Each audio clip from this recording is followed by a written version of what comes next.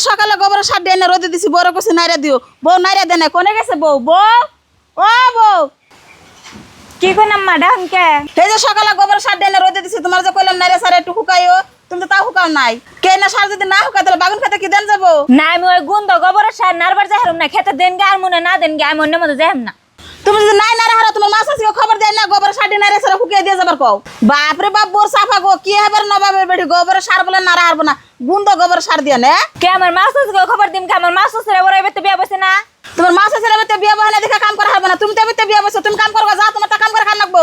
না আমি একবারই কইছি না গোবরের সারটার আমি নারাম না, ওগিনে দেখলে আমার গিন্না করো, ওগিনে যদি ছানো না গে তাহলে আমি আমার বাপের বাড়িতে যামগা। এই গেদি কি রে আছে কি জন্য তুই বাপের বাড়িতে যাবি গে?